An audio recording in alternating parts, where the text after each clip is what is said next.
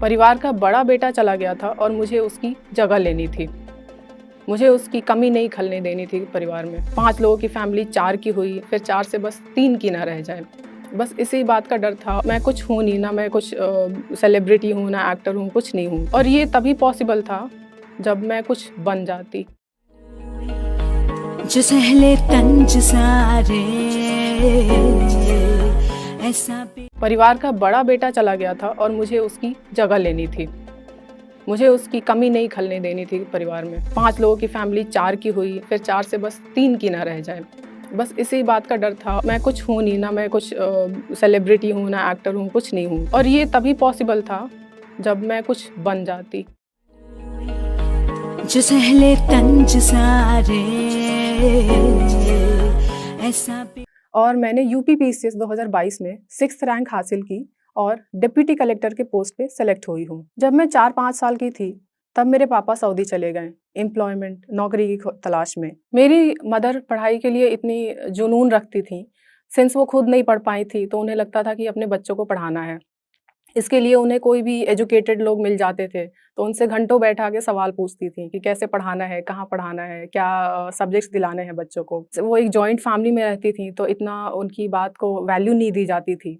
But उन्होंने इसके लिए लड़ना प्रायोरिटी रखा। उन्होंने एक जॉइंट फैमिली से निकल के लखनऊ जैसे शहर को चुना, ताकि बच्चों को अच्छी एजुकेशन मिल सके। और इस चीज़ के लिए उन्हें सोसाइटी के अगेंस्ट जाना पड़ा। अपने हस्बैंड को, जो कि मेरे पापा उस वक़्त सऊदी में थे, उनको मनाना पड़ा, बिकॉज़ सबको ये डर था कि एक अकेली लेडी 3 बच्चों के साथ इतने बड़े मेट्रोपॉलिटन शहर में कैसे मैनेज करेगी। 2008 में मेरी क्लास 9th में यहाँ एडमिशन हुई। तो 9th 10th करने के बाद मुझे ये नहीं पता था कि मुझे आगे क्या करना है, कौन-सा सब्जेक्ट चूज़ करना है। फिर थोड़ा बहुत दोस्तों से बात करके मुझे आइडिया लगा कि पीसीएम लेना चाहिए। तो मैंने पीसीएम में एडमिशन लिया, बिकॉज़ कोई बताने वाला नहीं था। एक मार्गदर्शक जो होता है परिवार में, कि जो बता सके कि क्या अच्छा रहेगा, कौन-सा किसमें अच्छा करियर ऑप्शन है, तो ये चीज़ें हमारे परिवार में नहीं थी, हमारे दूर-दूर तक रिश्तेदारों में नहीं थी। वहाँ से इंटरमीडिएट करने के बाद फिर एक हमारे पड़ोसी थे, उन्होंने हमें सजेस्ट किया कि बीटेक कर लो, एक टेक्निकल हैंड हो जाएगा।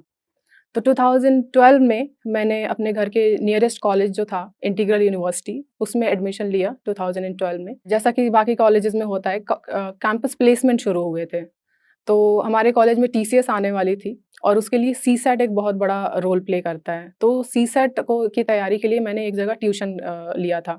तो जो मुझे ट्यूशन देते थे, वो प्रिपरेशन में थे सिविल सर्विसेज़ की ही। तो वहाँ से उन्होंने मुझे बेसिक चीज़ें बताई कि सिविल सर्विसेज़ भी एक चीज़ है और इसमें प्रीलिम्स होता है, मेंस होता है, ये सारी बेसिक चीज़ें उन्होंने मुझे बताया। ऑल्दो उस साल कॉलेज के आखिरी साल में मेरा टीसीएस प्लेसमेंट तो हो गया था।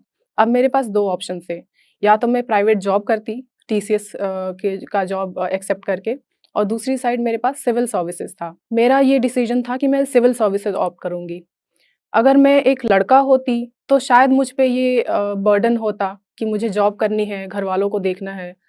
बट यहाँ मुझे लड़की होने का एडवांटेज मिला, क्योंकि मुझे घर की कोई रिस्पॉन्सिबिलिटी नहीं थी और मैंने सिविल सर्विसेज़ को ऑप्ट किया।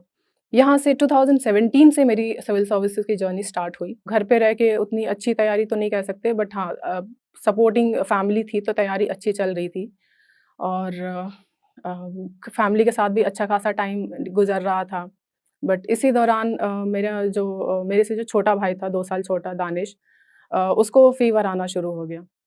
और वो फ़ीवर इतना हाई रहता था, 103, 104, कि घर पे तो मेडिकेशन होना उतना पॉसिबल नहीं था। फाइनली उसको डॉक्टर ने सजेस्ट किया कि उसको हॉस्पिटल में एडमिट करना चाहिए। 16 सितंबर 2020 को उसको हॉस्पिटल में एडमिट कराया गया। जिस दिन वो एडमिट हुआ था, शाम में उसको सीज़र्स आने शुरू हो गए। डॉक्टर ने उसको वहाँ से रेफ़र कर दिया था। हम उसे दूसरे हॉस्पिटल लेके गए। चीज़ें इतनी जल्दी बिगड़नी शुरू हुई कि हमने कभी ये सोचा ही नहीं था। 16th को वो आईसीयू में एडमिट हुआ, 17th को उसको वेंटिलेटर पे रखा गया, 18 सितंबर को he was declared brain dead, 20 सितंबर ही पास्ड अवे। इन 4 दिनों की जो जर्नी थी, वो इतना भयानक एक दृश्य अभी भी मेरी आँखों के सामने वो निकल के आता है। उस चीज़ से निकल के आना, उस वक़्त मेरा पूरा परिवार बिखर गया था। एक तरफ मेरा एग्ज़ाम की प्रिपरेशन थी, मेरा सपना था कि मुझे कुछ करना है वो था, दूसरी तरफ मेरा परिवार था। मुझे इसमें से प्रायोरिटी परिवार को देनी पड़ी। मेरा जो तैयारी था वो पूरी बैक ट्रैक पे आ चुका था। मैं पढ़ाई नहीं कर पा रही थी। मुझे घरवालों को देखना था। मेरी मम्मी जो पूरे परिवार की स्ट्रेंथ थी, एक ज़िंदा दिल लेडी थीं, उनको मैंने कमरे में बंद होके रोते हुए देखा था ताकि कोई और उनकी आवाज़ ना सुने और वो बहुत टूट चुकी थीं। उनकी physical condition, mental condition, emotionally वो बहुत टूट चुकी थीं। वो बहुत ग्राफ़ बिल्कुल उनका नीचे ही जा रहा था, उनकी हेल्थ का ग्राफ़। मेरे पापा का काम बहुत ख़राब हो गया और हम 5 लोगों की फ़ैमिली सिर्फ़ 4 बचे। 20th सितंबर को मेरा भाई चला गया। उसके 1 हफ़्ते बाद मेरा यूपीपीसीएस रेंज फ़ॉरेस्ट ऑफ़िसर का फ़ाइनल रिज़ल्ट आया, जिसका मैंने इंटरव्यू दिया था और मैं सेलेक्ट नहीं हुई। ये एक और झटका था। मैंने उम्मीद की थी कि शायद अगर मैं सेलेक्ट हो गई, तो एक परिवार को एक डिस्ट्रैक्शन मिल जाएगा, एक खुशी का पल मिलेगा जिससे हम इस चीज़ को ओवरकम थोड़ा बहुत कर पाएँगे, बट ऐसा नहीं हुआ। वो एक लोवेस्ट मोमेंट था हमारे पूरे परिवार के लिए और उस चीज़ से निकलना बहुत मुश्किल लग रहा था। मैं पढ़ाई नहीं कर पा रही थी, मैं वक़्त दे भी रही थी तो कॉन्संट्रेट नहीं कर पा रही थी, क्योंकि मुझे वो चीज़ें रिविज़िट हो रही थी, रिवाइंड हो रही थी, जो चीज़ें इन 4 दिनों में घटित हुई थी। बट विद टाइम जब घाव भरने लगे थोड़े बहुत, तो हमने फिर से डिसाइड किया कि चलो एक ट्राई करते हैं। मुझे कुछ ना कुछ तो करना था इस परिवार के लिए, बिकॉज़ परिवार का बड़ा बेटा चला गया था और मुझे उसकी जगह लेनी थी। मुझे उसकी कमी नहीं खलने देनी थी परिवार में। और ये तभी पॉसिबल था, जब मैं कुछ बन जाती। क्योंकि मैं कुछ हूँ नहीं, ना मैं कुछ सेलिब्रिटी हूँ, ना एक्टर हूँ, कुछ नहीं हूँ। तो मुझे बस अपनी पढ़ाई से ही मैं जो बन पाती, मेरे पास बस यही एक ऑप्शन था कि मुझे पढ़ना है और कुछ ना कुछ तो करना ही है। धीरे-धीरे मेरी जर्नी मैंने फिर से वापस अपनी पढ़ाई शुरू की और हिम्मत नहीं होती थी किताबों को छूने की। फिर घर पे मैंने बात की, मेरी मम्मी ने मुझे समझाया कि बेटा जिस दिन तुम इस चीज़ के लिए निकली थी, जब तुमने ये फ़ील्ड चुना सिविल सर्विसेज़ का, तभी से तुम मेरे लिए ऑफ़िसर हो। और ये मैटर नहीं करता कि तुम्हारा सिलेक्शन होगा, नहीं होगा, बट मेरे लिए तुम हो आईएएस, पीसीएस ऑफ़िसर हो। ये इस एक स्टेटमेंट ने मुझे इतना सुकून दिया कि मैंने ठान लिया कि अब कुछ तो करना है। इतना भरोसा किया मेरे अम्मी ने, मेरे अब्बू ने, तो मुझे कुछ तो उन्हें वापस देना ही था। बिकॉज़ अगर ये मैं नहीं करती ना, तो वो कितने लोगों को जवाब देते? किसको-किसको जवाब देते कि बेटी को इतना वक़्त दिया, इतना भरोसा किया और मिला क्या? कुछ भी तो नहीं। इतना पढ़ाया, इतना खर्चा किया, क्या फ़ायदा हुआ? इससे अच्छा तो शादी कर दिया होता। तो इस चीज़ का मुझे ये सीन मुझे नहीं देखना था। मुझे उनको बेबस नहीं देखना था। मैंने वहाँ से अपनी तैयारी फिर शुरू की, अपना शेड्यूल बनाया, लाइब्रेरी करती थी।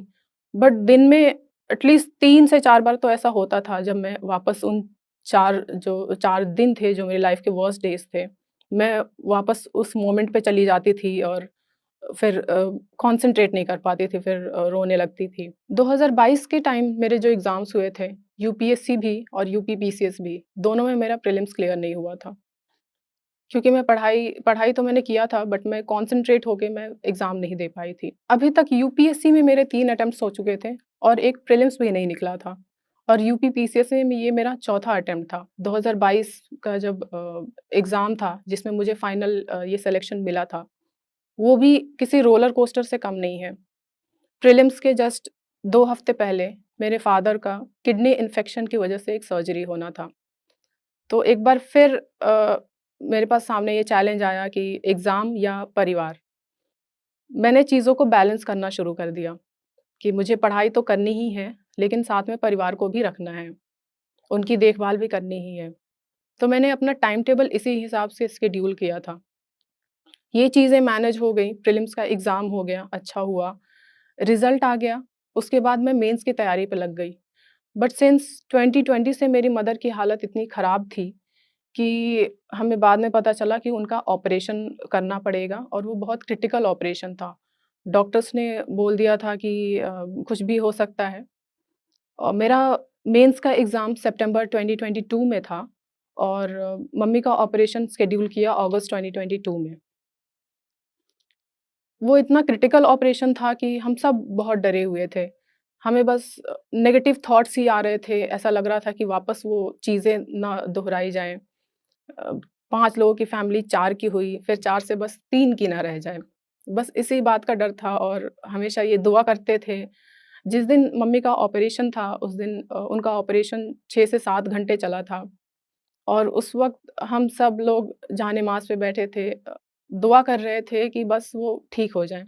बस हम उन्हें सही सलामत घर लेके जाएँ। और अल्लाह का शुक्र है कि ऐसा हुआ और हम उन्हें सही सलामत घर लेके आए।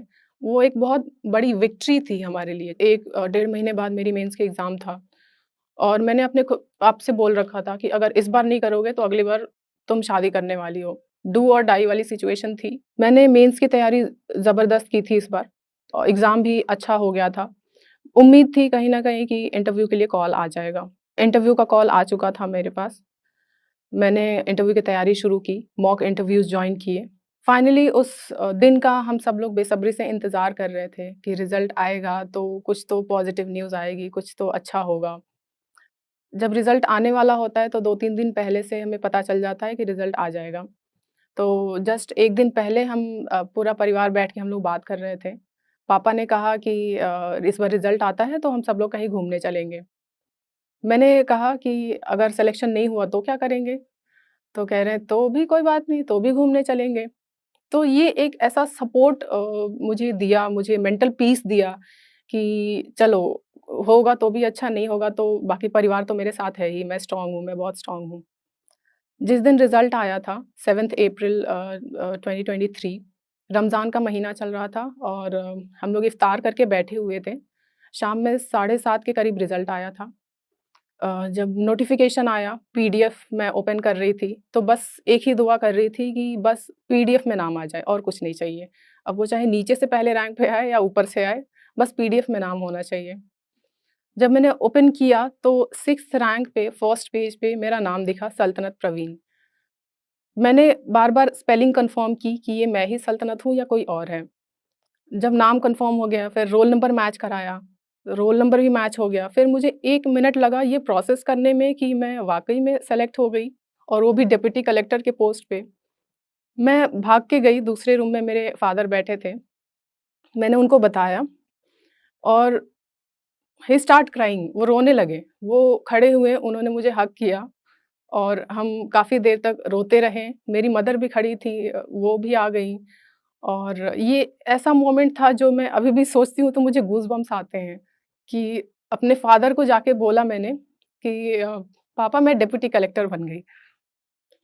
He was so happy. सब लोग इतने खुश थे, सब काफ़ी देर तक रोते रहे और ये एक ऐसा चीज़ था जो मैं हमेशा से करना चाहती थी।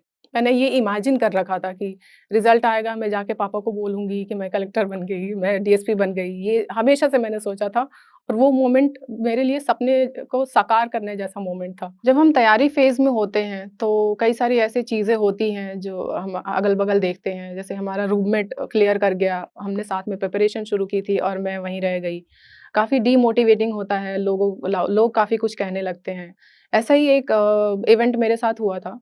2019 का यूपीपीसीएस का फाइनल रिज़ल्ट आया था और मेरे पास एक कॉल आया शाम में जब रिज़ल्ट आया और मेरे एक फ्रेंड का था। उसने मुझे कॉल किया और मेरे को बोला कि सल्तनत मैं अधिकारी बन गया। तो ये जो अधिकारी वाला वर्ड था ये इतना भारी भरकम वर्ड था जिसने मेरे को गूज़बम्प देता है अभी भी मैं सोचती हूँ तो। मैंने डिसाइड किया था कि यार ये तो हमने साथ में जर्नी शुरू की थी, इसका हो गया, मैं क्यों पीछे रह गई? कुछ ना कुछ तो कमी है। मैंने सोचा कि यार मैं कभी ना कभी तो इसको बोलूँगी कि मैं भी अधिकारी बन गई और मैंने फिर उसके लिए मेहनत की। 2022 में जब फाइनल रिज़ल्ट मेरा आया, मैंने उसको कॉल किया और बोला कि देखो मैं भी अधिकारी बन गई। काफ़ी सालों बाद हमारे घर में खुशी आई। भाई के जाने के बाद कुछ नई चीज़ नहीं हुई थी हमारे घर में। हमारे घर का पेंट तक चेंज नहीं हुआ था। वही सब कुछ पुराना था। ये एक नया होप आया मेरे घर में, नई खुशी आई। मेरी मम्मी इतनी खुश थी, उनकी हेल्थ अ, तब से जब से रिज़ल्ट आया है, वो बहुत खुश रहने लगी हैं, उनकी हेल्थ सही हो गई है एंड सब कुछ इतना बदल गया है सिर्फ़ एक रिज़ल्ट की वजह से। हमारा जो सोशल कंडीशन है, हमारे जो फाइनेंशियल कंडीशन है, जो एक मेंटल थॉट है, वो सब कुछ चेंज हो गया सिर्फ़ एक रिज़ल्ट की वजह से। और मैं इसी चीज़ का तो वेट कर रही थी, मुझे यही तो चाहिए था। जब जोश टीम के साथ मेरी बात हुई थी, तो उन्होंने मुझसे क्वेश्चन किया था कि टीसीएस या एक प्राइवेट जॉब ना ऑप्ट करने का क्या मोटिवेशनल फैक्टर था? क्यों सिविल सर्विसेज़ चुना था? बिकॉज़ प्राइवेट जॉब में अच्छी खासी सैलरी होती है आईटी सेक्टर में और तो मेरा जवाब इसका ये था कि मैंने एक लंबा वक़्त इसमें गुज़ारा है, प्लस मेरे पेरेंट्स ने मुझ पे जो भरोसा किया था, तो मुझे वो वापस उनको करना था और वो सिर्फ़ पैसे के माध्यम से मुझे वापस नहीं करना था। मुझे उनकी आँखों में वो प्राइड देखना था, वो रिस्पेक्ट देखना था। प्राइवेट से मैं लाखों कमा तो सकती थी, बट ये प्राइड मोमेंट मैं उनको नहीं दे पाती। और ये एक बहुत बड़ा फैक्टर था कि मैंने सिविल सर्विसेज़ ऑप्ट किया। जब मेरा फाइनल सिलेक्शन नहीं हुआ था अभी तक, रिज़ल्ट नहीं आया था, मैंने जोश टॉक के कुछ वीडियोज़ देखे थे और उसमें से एक वीडियो मैंने देखा था मोहिबुल्लाह सर का, जो करंटली आईपीएस ऑफ़िसर हैं। तो उस चीज़ से मुझे काफ़ी मोटिवेशन मिला बिकॉज़ उनकी भी जर्नी बहुत लॉन्ग थी और काफ़ी रिलेटेबल थी मुझसे। तो वो चीज़ मुझे मोटिवेट किया कि यार इतना आ गए हैं, अब नहीं छोड़ना है, अब तो हो ही जाएगा। कई बार होता है कि सक्सेस हमसे कुछ फीट की दूरी पे होती है और हम हार मान के बैठ जाते हैं। बट ऐसा करना नहीं चाहिए। हम तब तक फाइट करें जब तक हमारा सपना साकार ना हो जाए। क्योंकि सपने जो होते हैं वो वाक़ई में सच होते हैं।